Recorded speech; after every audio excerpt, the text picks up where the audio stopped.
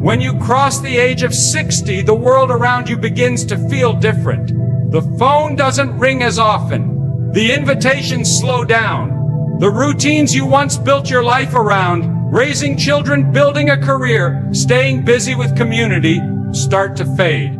And in that quiet shift, something begins to settle in, the realization that people, no matter how close, can only walk with you so far. Even those you love deeply can't carry your burdens. They can offer sympathy. Yes, they can offer a hand, perhaps. But they cannot fill the hollow places that life sometimes leaves behind. It's easy to feel like you're being left behind. Friends pass away. Children grow and build their own lives.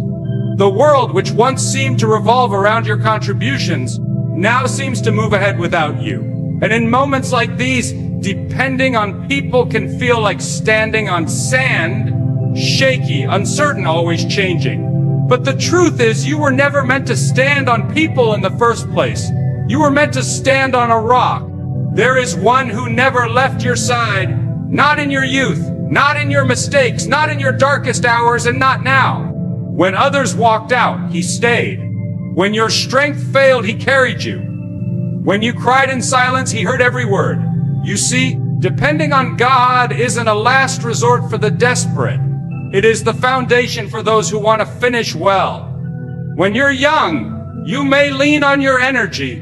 When you're in your prime, you lean on your position. But when age humbles your body and strips away distractions, you finally discover the one who was holding you all along. This is not a time to panic.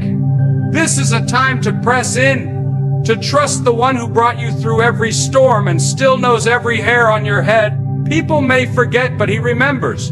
Your own mind may falter at times, but his memory is perfect. He doesn't just recall your past, he holds your future. And when the hands that once held babies now tremble, he still reaches down with strength that does not fade. Many people grow bitter as they grow older because they were depending on people to fulfill what only God can provide. They expected someone else to bring them peace, to bring them purpose, to bring them comfort. But no human heart can satisfy the longing placed within you for the eternal. That longing was meant to lead you into deeper trust, not deeper disappointment. If you're 60 or 70 or even 80, and you feel like the world has shifted beneath your feet, it's because God is trying to teach you where to truly stand. Don't misunderstand me. People are a blessing. Family is a gift. Fellowship is important. But none of it was ever meant to replace the presence of the one who formed you before the world knew your name. He doesn't grow tired of you. He doesn't move on. He doesn't need your resume to be impressed. You don't have to prove your worth to him. You just have to trust. When you wake up and the pain in your body reminds you that time is real, trust him. When loneliness whispers in the stillness of your home, trust him. When fear knocks at your heart, asking how much longer you have, trust him. Because he is not done with you yet. He is still writing your story. The pen hasn't dropped. And every breath you take is evidence that your life is still laced with divine purpose. The world may measure your value by what you can do, but God measures you by who you are in him. And that doesn't expire. You are his child, his creation, his beloved. And he is your rock, your refuge, your provider, and your peace. He's the same yesterday, today, and forever. And while everything else changes, he remains. So don't depend on someone to call to make you feel important. Don't wait for someone to visit to know you are loved. Don't base your worth on who checks in or who doesn't. Your value is not tied to another person's attention. It's tied to the unshakable truth that the creator of the universe sees you, knows you, and walks with you. At 60 and beyond, your faith is not your weakness, it's your weapon. Your trust is not foolish, it's wise. And your hope is not misplaced. It's anchored in the only one who has never failed. So don't depend on anyone to be your foundation. Let your foundation be the one who cannot be moved. That's where your strength will come from now. There comes a time in life, especially past 60, when you begin to realize just how fragile human connection can be. You start to understand that some relationships were seasonal, some friendships were conditional, and some voices that once filled your life with conversation have gone silent. And when that silence grows loud, when the house feels empty, and when your heart aches with memories of times that won't come back, there's one thing you must hold on to with everything you've got: prayer. Prayer is not a ritual. It's not a box to check or a duty to perform before meals.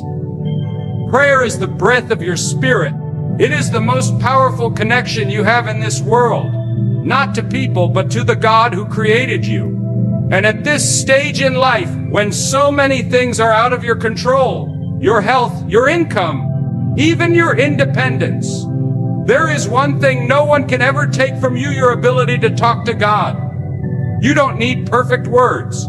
You don't need long speeches.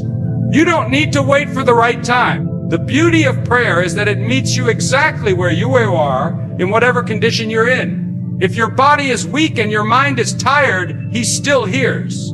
If your voice trembles with grief or age, He still listens. There is no voicemail. There's no waiting line. He is near to those who call on Him in truth. And I want to tell you something: if you're still standing today, it's because prayer brought you through. You may not have realized it at the time. You may have whispered those prayers in the dark, not knowing if anyone heard. But God did. Every "Lord, help me," every "God, I can't do this alone," every silent tear that rolled down your face when no one was watching, He caught them all. Not one prayer you've ever prayed has been lost. Not one. See, the world wants you to believe that at this age, you're supposed to slow down and fade out. But the truth is, this is the season where your prayers carry more weight than ever. Because now you pray not just from words, you pray from wisdom. You've seen life, you've seen death, you've seen blessings come and go, and you've seen storms that could have taken you out. And through it all, prayer has become your anchor. You don't panic like you used to, because you know how to pray. You don't depend on people like you used to, because you've learned how to bring it all to God. Prayer is not a sign of weakness. It is the evidence of strength. It's the declaration that says, "I may not have control, but I know the one who does." It's the comfort of knowing that even when your own children are too busy, even when friends are far away, even when the phone doesn't ring, heaven is always open. You can talk to God at 2 a.m. You can cry to Him without shame. You can pour out your soul without fear of being judged, because He understands. He's not just listening, He's present. There's a peace that only prayer can give. It doesn't come from money. It doesn't come from being surrounded by people. It comes from being in the presence of the one who made you. There's something sacred about those quiet moments when your heart finally lets go of worry and takes hold of Him. You don't have to have all the answers. You just have to trust that He does. Some of the greatest battles are won in prayer. Not by shouting, not by arguing, but by kneeling. When you pray, you're not just speaking into the air. You're declaring war on fear. You're reminding your soul that you are not alone. You're calling heaven down into your situation. And that's not a small thing. That's everything. If you've been walking through this season of life feeling forgotten or unseen, I urge you, don't close your heart. Open your mouth. Open your spirit. Pray. It doesn't have to be loud, but let it be honest. It doesn't have to be long, but let it be real. God responds to sincerity. He's not impressed by eloquence. He's moved by faith. Sometimes the greatest prayer you can pray is, "Lord, I'm still here. Keep me strong." And He will. He'll meet you in that moment with strength you didn't know you had, with peace that doesn't make sense, with joy that surprises your soul. He has a way of showing up when you need Him most. Not always how you expected, but always in the way that matters. You don't need to depend on people to feel close to God. You just need to pray. Because when you pray, you align yourself with a strength that never fades, a presence that never leaves, and a love that never fails. And that kind of connection will carry you all the way home. At this stage in life, when you've crossed 60 and the world feels like it's rushing past you, it's easy to believe that your most valuable days are behind you. Society is loud about youth. It chases the young, praises energy, and puts a spotlight on ambition. But what it often overlooks is the rare and priceless treasure that age brings: wisdom. And I want to tell you today, your wisdom is not just important, it is powerful. Don't you dare underestimate the value of what you've lived through, what you've learned, and what you now carry inside of you. You see, wisdom doesn't come from books alone. It comes from battles. It comes from pain that taught you how to be still, from joy that taught you to be thankful, and from losses that taught you how to let go. You've been through the storms that some people are only just beginning to see. And even when your body moves a little slower, your spirit holds a depth that cannot be measured by time or titles. The world may no longer ask for your opinion the way it once did. People might overlook you in conversation, thinking that your season has passed. But God hasn't overlooked you. He has been shaping your spirit for years. Through heartbreak, through victories, through quiet nights when you had no one to talk to but Him. He's been preparing you to become a wellspring of wisdom, not just for yourself, but for others. Your wisdom is not expired. It's matured. You no longer need to prove yourself. You no longer need to chase approval. You can now walk into any room without pretending, because you've seen enough to know what matters and what doesn't. You've learned the value of silence. You've learned the strength of patience. And most of all, you've learned that wisdom doesn't shout. It speaks with calm assurance, backed by experience and truth. There are younger people around you who are running, striving, stressing, trying to make sense of their lives, trying to avoid the same mistakes you already made. And while they might not always ask for it, they need your insight. Not your control, but your guidance. Not your criticism, but your calm presence. The kind of presence that says, I've been there, I've walked through that, and you're going to be all right. But listen, before you pour that wisdom into others, you have to believe in it for yourself. You have to stop doubting that what you know matters. Too many people at this age allow insecurity to silence them. They feel outdated. They feel forgotten. But I want you to hear this: your wisdom is your wealth. It's not your bank account. It's not your possessions. It's what you carry inside of you that can never be taken, never be stolen, and never be lost. Wisdom teaches you how to live lighter. When you were younger, you might have tried to fix everything and everyone. You carried the weight of others' expectations. But wisdom says, you don't need to carry what was never yours. It helps you discern what's urgent and what's eternal. It tells you when to speak and when to stay silent. And it gives you the peace to walk away from things that no longer serve the purpose of your life. You've come too far to start doubting yourself now. That still small voice inside you, the one that's been sharpened by years of prayer, reflection, and reality, that voice is not to be ignored. It's been refined by the fire. You didn't get here by accident. You've walked through decades of joy, pain, success, and loss to earn the wisdom you now carry. Don't bury it. Use it. Maybe you're not in a boardroom anymore. Maybe you're not raising children anymore. But you are still here. You still have influence. You still have purpose. The way you respond to hardship now teaches others how to carry themselves through adversity. The way you forgive, the way you stay calm, the way you hold your peace in the middle of chaos, that's the kind of wisdom that speaks louder than any sermon. Let others chase the noise. Let others run after the latest trend. You have something deeper. You have what the world can't manufacture and what time can't destroy. You have wisdom that came at a price. And now it's your strength. You don't need to depend on recognition. You don't need applause. Because when you depend on wisdom, you carry a quiet confidence that cannot be shaken by anyone's opinion. Let the world see your gray hair not as a symbol of age, but of understanding. Let them see the calm in your eyes as proof that peace is possible. And when others are panicking, let your steadiness testify that there is a deeper way to live.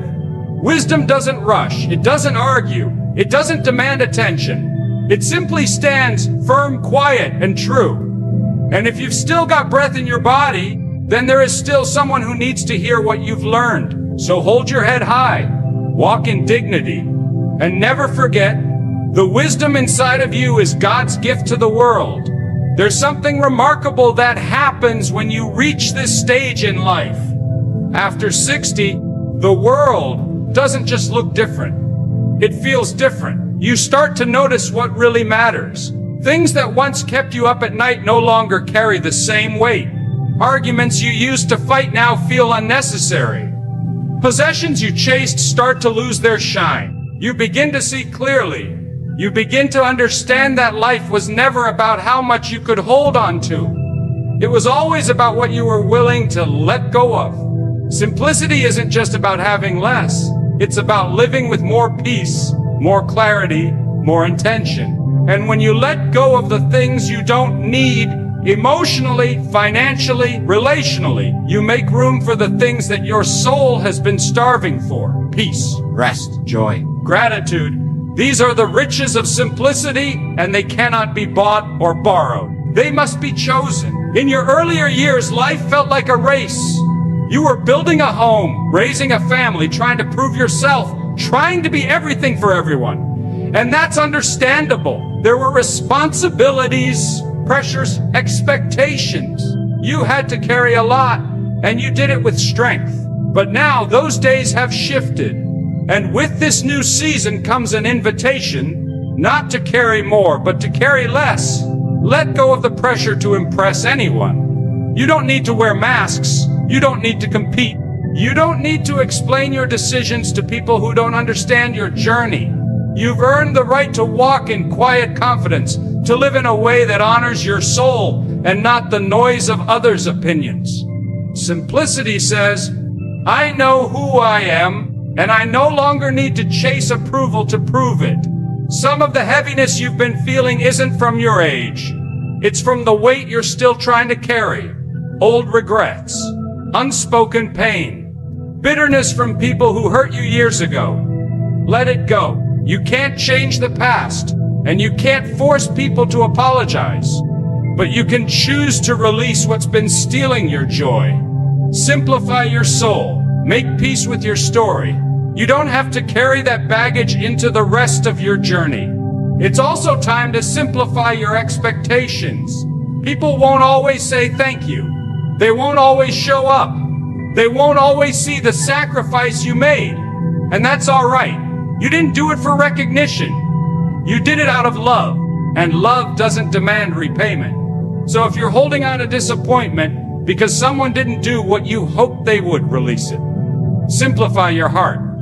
Don't let unmet expectations rob you of the peace that belongs to you now. And yes, even your possessions.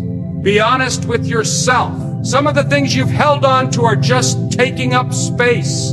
They don't serve you anymore. They were a part of a different time, and it's okay to let them go. Simplify your home. Keep what brings you peace and let go of what clutters your spirit.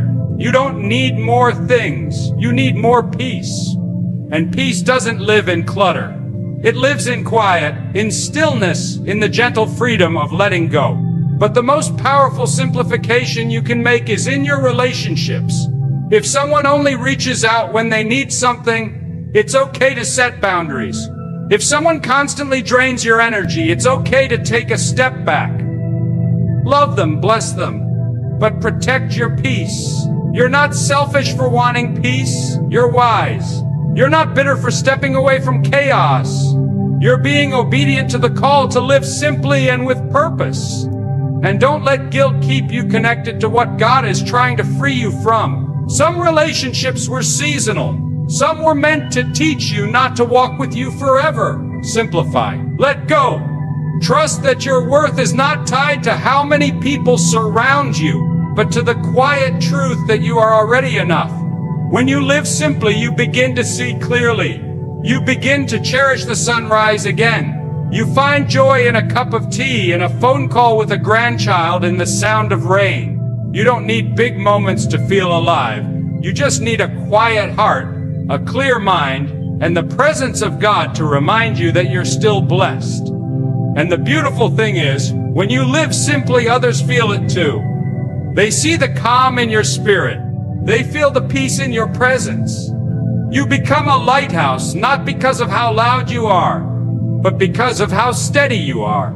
You reflect a kind of strength that doesn't come from having everything, but from needing less and trusting more. So don't let this world convince you that more is always better. At 60 and beyond, the greatest luxury you can have is peace. And peace comes when you let go of what you don't need, so you can hold on to what you can't live without. There's a quiet lie the world likes to whisper when you cross the age of 60. It says, you've done your part. It says, it's time to fade into the background. It tells you that your usefulness is over and your role now is simply to watch others live out their calling. But I'm here to tell you that none of that is true. Because if you're still breathing, if your heart is still beating, if you woke up this morning and opened your eyes, then you still have a purpose. You're not done yet. God is not finished with you. Purpose isn't just something you discover in your youth. It's something that unfolds over a lifetime. Sometimes your greatest purpose doesn't come during your strongest years. It comes when you've lived long enough to have something meaningful to give. The world may count your years, but God counts your fruit. And there's still fruit in your life yet to be born. You may not have the energy you once did. Maybe your steps are a little slower now. Maybe your voice isn't as strong. Maybe your hands tremble where they used to build. But purpose doesn't need perfection. It needs availability. Purpose simply says, here I am. Use me. And God can do more with a surrendered heart in its 70s than with a proud heart in its 30s. You see, it's not about what you can't do. It's about what you still can do. And what you can do still matters. There are people who need your encouragement. There are lives that need your wisdom. There are neighbors who need your prayers. There are younger men and women who don't need your advice shouted from a stage. They just need your presence. They need to see what faith looks like in real life. Not in its polished version, but in its persevering version. They need to see that purpose doesn't retire, it refines. You may not be running companies or raising children anymore, but you're still being watched. The way you love, the way you forgive, the way you endure, the way you worship even through pain. That's purpose. That's legacy. That's the kind of life that preaches louder than words. Don't sit in silence wondering if your time has passed. Your greatest influence might be waiting in this very chapter. Sometimes, God saves the most powerful pages for the final stretch of the story. Look at the lives you've already touched. Look at the people you've helped raise, the hearts you've helped heal, the storms you've weathered. That's not just history. That's training ground. Now it's time to give what you've gained.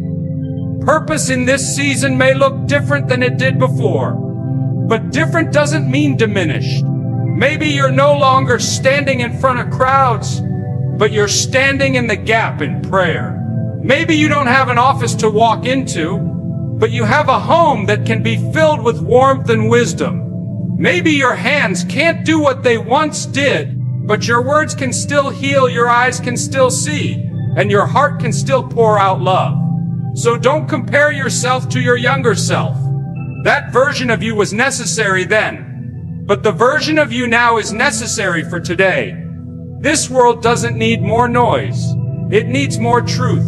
It needs the steady voices of those who've walked through fire and came out with grace. And that's you. You've been through too much to stay silent now. Your scars tell a story that someone else needs to hear.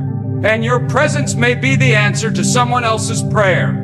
You don't need a platform. You just need to show up. At the grocery store, at the post office, in your neighborhood, in your own family. You may be the only light someone sees that day. You may be the only one who offers kindness, the only one who gives time, the only one who reminds a weary soul that they are not forgotten. That is purpose, and it matters. And maybe your purpose in this season is also to slow down and notice the small things. Maybe it's to sit with God in the stillness, to speak life into one person at a time, to plant hope into the soil of ordinary moments. We don't always have to do great things to live a life of great impact. We just have to be faithful in the little things. And over time, those little things become the legacy we leave behind. So don't believe the lie that you're just waiting to go. No, you're still here, still planted, still growing, still called. Let the younger generation run their race, but don't forget, you're still running yours, and your finish line is not marked by retirement or age. It's marked by obedience. Purpose doesn't end with time. It ends with faithfulness. You are not invisible. You are impactful, and the world still needs what only you can give. There's something sacred about growing older that most people miss. When you've lived long enough to see the world change before your eyes, when you've walked through valleys and climbed mountains that younger folks haven't even imagined yet, you begin to understand something deeper. This life isn't the end. It never was. And if you build your whole life on what you can see, touch, or count, you'll miss the greater truth that has always been quietly whispering. There is more, much more. Eternity is not some vague idea for another time. It's the invisible thread that has been woven into every single moment of your life. And now, more than ever, it's time to depend on it. When your body doesn't move the way it used to, when the mirror shows you someone older than you feel inside, when your heartache is from the loss of loved ones, it becomes clearer. This world was never meant to be our final home, and that truth doesn't make this life meaningless. It makes it precious. It makes every day more important, because this life is preparation. It's the hallway before the door opens. It's the seed planted before the eternal harvest is reaped, and what you choose to focus on now matters. Not just for your peace today, but for the joy that's coming. There are people who will tell you it's too late to change, that you've lived your life, and now it's just about coasting. But I want to speak to your spirit today. You are not coasting. You are being refined. God didn't bring you this far to let you drift into eternity with regret or fear. He brought you here to remind you that every step you've taken, every breath you've breathed, has led to this moment where you finally realize He's been preparing you for forever. When you were younger, you probably thought more about your plans than about heaven. That's normal. You had dreams, you had goals, and you were trying to build something. But now the perspective shifts, and it's not sad, it's sacred. Because now you can see clearly. You understand that cars rust, homes crumble, money disappears, and fame fades. But what doesn't fade is what you've poured into eternity. Every act of kindness, every moment of forgiveness, every quiet prayer, every decision to trust when it would have been easier to give up. That's what lives forever. There is nothing wrong with enjoying this life. But don't be fooled into thinking it's all there is. Depend on eternity. Let your heart anchor there. Let your peace come from knowing that the aches in your body and the losses you've endured are not the end of your story. They are the signs that your redemption is drawing near. You weren't made to last here. You were made to last forever. And if the thought of eternity makes you nervous, if it stirs up fear instead of peace, then maybe it's time to quiet the noise and examine your heart, not with guilt, but with grace. Maybe it's time to ask yourself, what have I been living for? Because there's still time to shift. There's still time to come home. God's arms don't close when you get older. They open wider. His love doesn't expire. His mercy doesn't run out, and His promises don't fade with age. You can't carry anything from this world into the next except for your soul and what you did with the truth you were given. So ask yourself, have I loved well? Have I forgiven? Have I let go of bitterness? Have I trusted the one who holds eternity in his hands? These are the questions that matter now. Not how much you've accumulated, not how many people remember your name, but whether your life has pointed toward heaven. Some days you'll feel forgotten here. You'll look around and feel like life has passed you by. But oh, if you only knew what's waiting, if you only knew the joy that's ahead, the reunion, the healing, the glory. You won't be old there. You won't be tired. You won't be broken. You'll be whole. And